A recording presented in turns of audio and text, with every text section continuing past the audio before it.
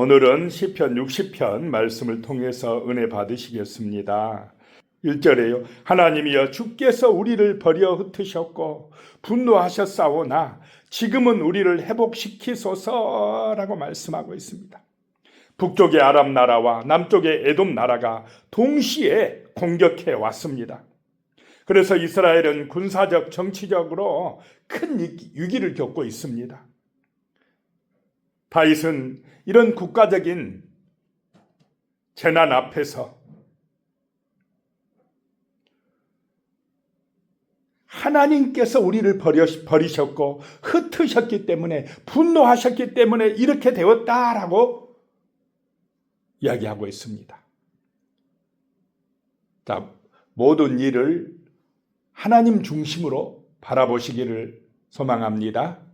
하나님 편에서 하나님을 의지함으로 해결받아야 된다라고 하는 것입니다.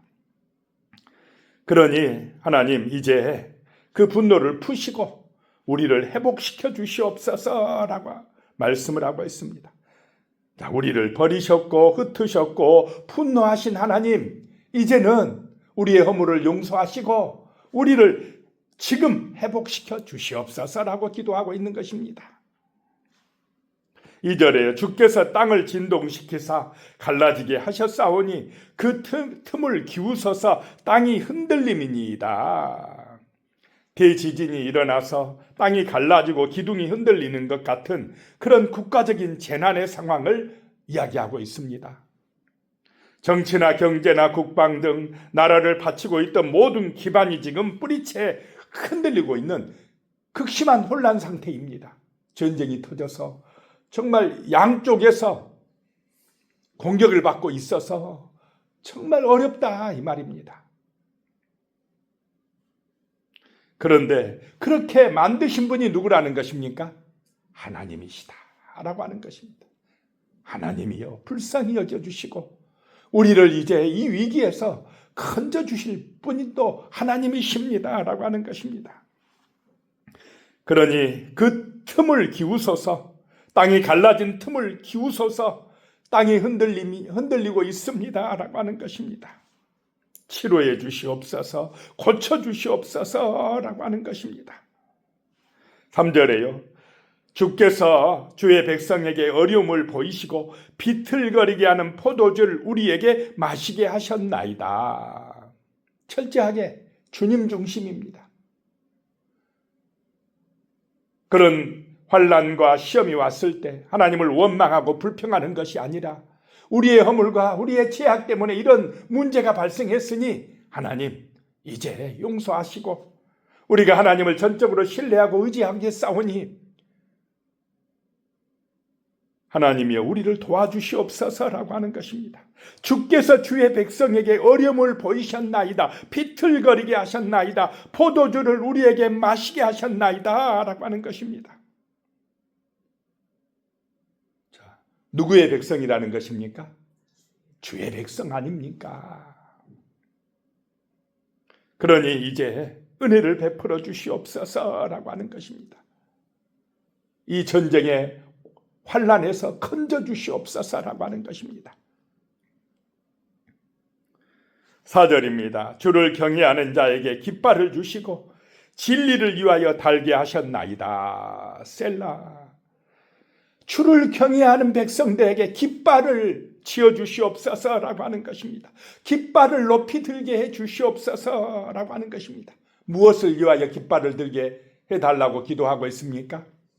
진리를 위하여, 하나님의 약속의 말씀을 위하여, 말씀을 이루시는 분이심을 알게 하시기 위하여 하나님의 백성들에게 이제 승리의 깃발을 들게 하여 주시옵소서라고 하는 것입니다. 고대 전쟁에서는 이 깃발은 군대의 중심이었습니다. 군사들은 깃발을 보며 군대를 재정비하고 흩어졌던 대열을 다시 모았습니다. 성경에서 깃발은 하나님의 임재와 승리를 상징합니다. 하나님 아버지, 진리를 위하여 깃발을 달게 하여 주시옵소서라고 하는 것입니다. 다윗은 이 전쟁을 단순한 영토 확장이나 이기심을 위한 싸움이나 자기의 어떤 욕망을 위한 그런 전쟁이 아니라, 그렇게 생각하는 것이 아니라 하나님의 진리, 그 하나님의 언약, 공의를 위한 전쟁이다라고 하는 것입니다. 그러니 하나님이 도와달라는 것입니다. 5절입니다. 주께서 사랑하시는 자를 건지시기 위하여 주의 오른손으로 구원하시고 응답하여 주시옵소서. 자, 다윗의 기도는 철저하게 지금 누구 중심이라고요? 하나님 중심이라는 것입니다. 진리를 위하여, 주의 백성을 위하여, 주의 사랑하시는 자를 위하여 오른손으로 구원하여 주시옵소서라고 하는 것입니다. 이게 응답하여 달라는 것입니다. 이 오른손은 하나님의 전능하신 힘, 승리, 그리고 공의로운 권능을 상징합니다. 사람의 힘으로나 군대의 숫자로 위기를 벗어나는 것이 아니라 오직 하나님의 오른손의 능력으로 벗어나게 해 주시옵소서라고 기도하고 있습니다. 자, 우리의 삶 속에서도 위기 가운데 또 어려운 문제가 있을 때 이렇게 하나님 중심의 간절한 기도를 드리시기 바랍니다. 하나님을 의지하시기 바랍니다. 하나님은 살아계시다는 것입니다. 그래서 오늘 새벽 우리는 이 제단에 기도하려 모인 것입니다. 6절에요. 하나님이 그의 거룩하심으로 말씀하시되 내가 뛰놀리라, 내가 세겜을 나누며 숫꽃 골짜기를 측량하리라 라고 하셨다는 것입니다. 하나님의 말씀을 의지해서 기도하고 있습니다. 거룩하신 말씀으로 내가 뛰놀리라 하지 아니하셨습니까? 라고 하는 것입니다. 뛰논다 라고 하는 것은 승리의 기쁨에 겨워 기뻐 외치거나 전쟁에서 승리한 왕이 당당하게 행진하는 모습을 비유하고 있습니다. 내가 세겜을 나누며 숫꽃 골짜기를 측량하리라. 세겜은 요단강 서쪽에 있고 숫꽃은 요단강 동쪽에 있는 지역입니다. 땅을 나누고 측량한다 라고 하는 것은 그 땅의 진정한 소유주가 누구냐라고 하는 것입니다. 하나님이시다는 것입니다.